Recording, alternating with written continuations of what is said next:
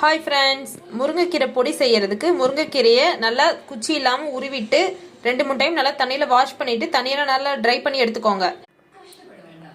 ஒரு கிளாத்தில் இந்த மாதிரி நல்லா பரப்பி விட்டுக்கோங்க. இது நிழல்ல தான் காய வைக்கணும். இந்த கீரை நல்லா கிறிஸ்பி ஆகுற வரைக்கும் நிழல்லையே காயட்டும். 2-3 நாளுக்கு அப்புறம் நல்லா காஞ்சு இந்த மாதிரி நல்லா கிறிஸ்பி ஆயிடுச்சு. இந்த கப்பில் 2 கப் அளவுக்கு கீரை இருக்கு.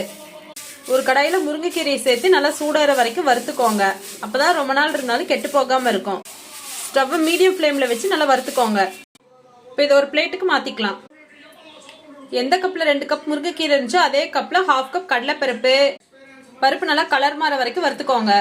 1/2 கப் உளுந்து, 1 டேபிள் ஸ்பூன் சீரகம், 1 டேபிள் ஸ்பூன் மிளகு, 1 டேபிள் ஸ்பூன் தனியா.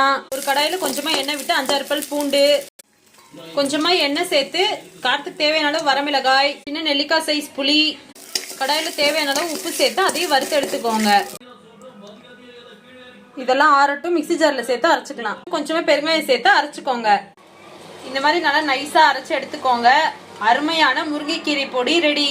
இந்த பொடியை ஒரு ஏர்டைட் கண்டெய்னர் பாக்ஸ்ல ஸ்டோர் பண்ணி வச்சுக்கோங்க.